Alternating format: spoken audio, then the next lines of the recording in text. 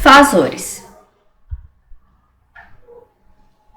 Fasores são representações gráficas de sinais que variam no tempo. Sua forma é semelhante à de um vetor, mas os vetores referem-se a posições no espaço e os fasores referem-se a posições no tempo. A palavra fasor vem de fase. O ângulo de fase de uma onda é a posição relativa do sinal em relação a uma referência ou a outro sinal. Quando a onda se inicia bem aqui no ponto zero, a sua forma de onda senoidal é representada pela expressão matemática, por exemplo, V de t igual a Vp seno de ômega t, onde Vp vai ser o valor de pico dessa onda. Entretanto, se a onda começa já no seu pico principal, então dizemos que essa onda está com uma defasagem de 90 graus, ou seja, ela foi arrastada de 90 graus, para frente ou para trás, de acordo com o valor dessa defasagem. Nesse desenho nós temos uma defasagem de 90 graus, nesse outro desenho nós temos um ângulo de fase de menos 90 graus, ou seja, a onda foi arrastada para frente, essa ela foi arrastada para trás. E a sua expressão matemática ela vai ter que contabilizar essa diferença aqui que ocorreu na fase em relação à referência de zero.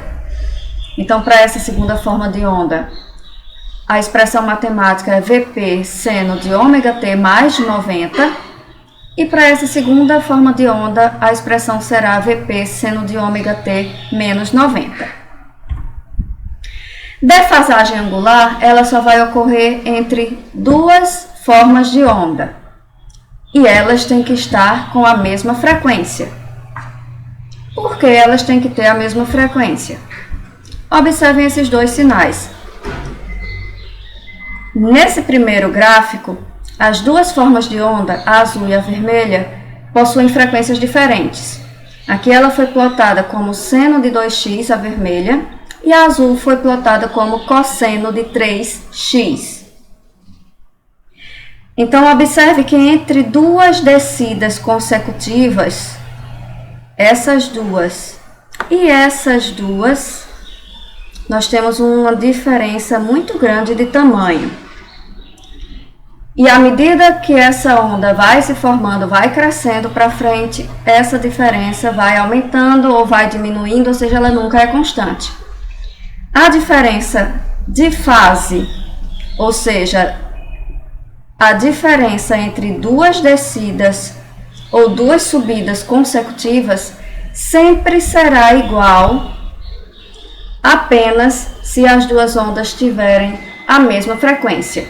E nessa segunda fotografia aqui, nós tivemos um seno de 2x e um cosseno de 2x, ou seja, apesar da forma de onda ser diferente, um é seno, outro é cosseno, elas foram plotadas com a mesma frequência, ou seja, 2x. O ângulo de fase ele também pode ser medido em formas de onda que não são senoidais. E para isso, nós vamos usar uma regra de 3 simples. Dado que um período completo da onda possui ou é equivalente a 360 graus, então se por meio de um instrumento de medição eu verifiquei que essa diferença entre essas duas subidas tem um tamanho exatamente igual a t sobre 3, então eu vou usar uma regra de 3, onde um período completo tem 360 e um terço do período vai ter o valor que eu pretendo descobrir. Fazendo a regra de 3, descubro que a defasagem angular entre essas duas ondas é 120 graus. Nós podemos efetuar essa medição através de um osciloscópio, ajustando as ondas e o tempo por divisão, verificando aqui que a diferença entre duas subidas dessas duas ondas é exatamente do tamanho de uma divisão, e uma divisão tem 1 milissegundo, então eu vou usar a regra de 3. Observe que cada onda, ela leva exatamente 4 divisões para formar um período completo. Isso significa que um período completo, ou seja, 360 graus, tem 4 milissegundos, já que cada divisão tem 1 milissegundo. Então, a diferença angular entre essas duas ondas, ou a defasagem angular entre elas, já que ela possui apenas uma divisão, ela vai ser de 90 graus. Não existe instrumento que mede defasagem angular. Ela sempre vai ser calculada dessa forma. Voltando à representação fasorial. O que ela significa? Vamos primeiro fazer a seguinte associação. Uma onda senoidal, ela vai ser desenhada aqui nesse diagrama, onde o primeiro semiciclo vai ser associado a um ciclo trigonométrico, onde o primeiro semiciclo vai representar o ângulo de 0 a 180. E o segundo semiciclo, a parte negativa, vai representar a parte de 180 a 360. Ou seja, uma onda completa vai representar um giro no meu ciclo trigonométrico. Agora vamos ver o que significa. Dado que eu tenho a minha onda senoidal desenhada nesse diagrama, cada posição dessa onda que eu tomo, qualquer uma aleatória, vamos tomar alguns termos aqui, 0, 45, 90, 135, por exemplo, ela corresponde a uma posição no meu ciclo trigonométrico. Então, uma onda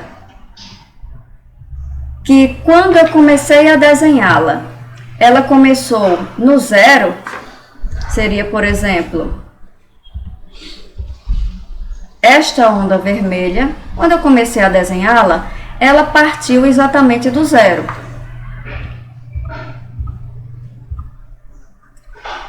A representação dela no meu ciclo trigonométrico será uma seta ou um vetor que possui ângulo 0. O tamanho desse vetor vai ser exatamente o tamanho do valor de pico dessa onda.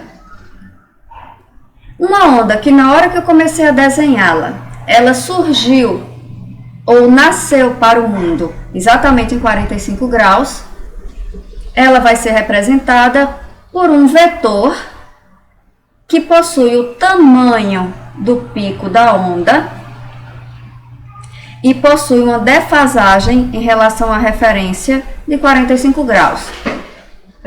E assim por diante.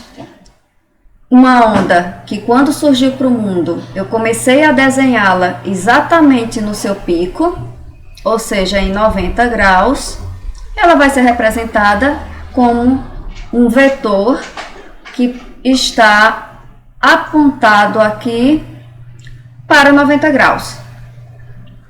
E assim por diante. Cada ponto dessa onda corresponde a um valor no meu ciclo trigonométrico. E quando a onda surge para o mundo, ela será representada por um vetor cujo ângulo de fase em relação à referência vai ser equivalente àquela posição daquele ponto em que ela surgiu no ciclo trigonométrico. Entretanto, uma onda senoidal, ela não é estática no tempo. Ela é um sinal que está continuamente se fazendo, né, se renovando, ela está continuamente viajando no tempo.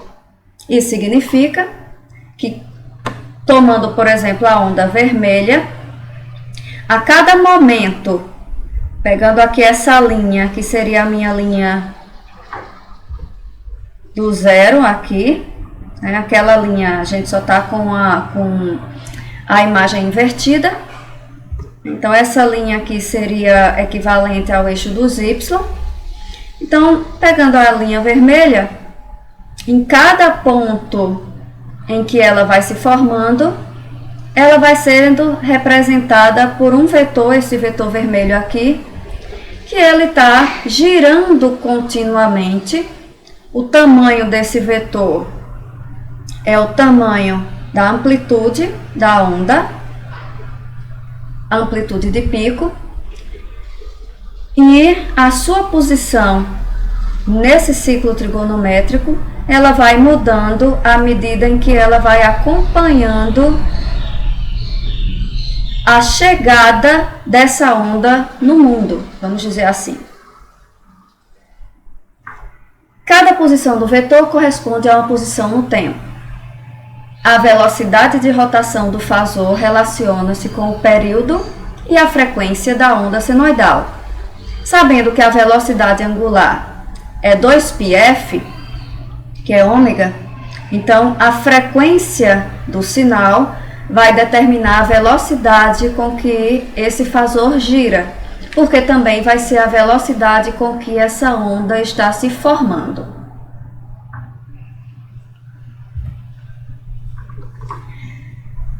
Quando nós representamos um fasor, entretanto, num papel, a gente não consegue no papel representar um vetor girante. Então, para que a gente saiba qual foi o instante de nascimento dessa onda, então nós representamos uma onda senoidal pelo seu fasor, ou seja, um vetor estático, mas que ele representa o instante em que essa onda surgiu para o mundo. Então, nós sabemos que o fasor representativo da onda é um vetor girante, mas se eu vou representá-lo num papel de forma estática, que ângulo eu vou escolher? Já que ele está girando, qual é o ângulo que eu vou escolher? Aquele ângulo em que a onda surgiu para o mundo. Então, esta senoide aqui vai ser representada por um vetor com ângulo zero. Já essa senoide aqui, ela vai ser representada por um vetor estático, mas com ângulo de 45, visto que o momento em que ela cruzou o eixo dos y aqui, ela já estava equivalendo a 45 graus no meu ciclo trigonométrico. E a expressão matemática desse fasor, no tempo, será Vp seno de ômega t, este outro será Vp seno de ômega t mais 45, e a sua representação fasorial será Vp, que é a amplitude do fasor, com ângulo zero, porque é o ângulo do fasor com a referência. E para essa segunda onda, ela será Vp, que é a amplitude do fasor, com um ângulo de 45, porque é o ângulo que esse vetor está fazendo com a referência. Um diagrama fasorial seria a representação em um único gráfico, né, em um único sistema de eixos, de várias senoides. Então, eu tenho as três senoides aqui, uma representada em roxo, uma em verde, uma em azul. Em vez de ter um gráfico para cada onda, eu tenho um gráfico só e eu coloco todas as ondas em um gráfico só. Então, isso é chamado de diagrama fasorial. Mas na frente do nosso curso, nós vamos ver várias aplicações de diagrama fasorial. Bem, essa forma de representar um sinal senoidal como se fosse um vetor, onde esse vetor é representado pelo seu valor, pelo seu comprimento e o ângulo que ele faz com referência, a gente pode chamar isso de forma polar. Essa representação é chamada de forma polar. Essa forma é idêntica à forma polar de um número complexo. Ou seja, o módulo de um número complexo é igual à raiz quadrada da parte real ao quadrado mais a parte imaginária ao quadrado, a raiz quadrada disso. E o ângulo é o arco tangente da parte imaginária sobre a parte real. Um fasor, ele pode ser descrito ou representado matematicamente da mesma forma que um número complexo. E assim como um número complexo, ele também pode ser representado na forma retangular, ou seja, com uma parte real e uma parte imaginária, utilizando as transformações de retangular para polar, ou de polar para retangular. Então, nós podemos tratar um fasor matematicamente da mesma forma que nós tratamos um número complexo. E da mesma forma, nós podemos efetuar todas as operações matemáticas como soma, subtração, multiplicação, divisão, potenciação, radiciação e cálculos de logaritmo, exatamente igual ao cálculo que nós fazemos com números complexos. Então, pessoal, leiam o material que está disponível para vocês sobre fasores, que vai ter algumas informações a mais do que nós temos aqui nesse vídeo, e leiam também o material de cálculo com números complexos para relembrarem os cálculos que vocês vão fazer aí com os fasores.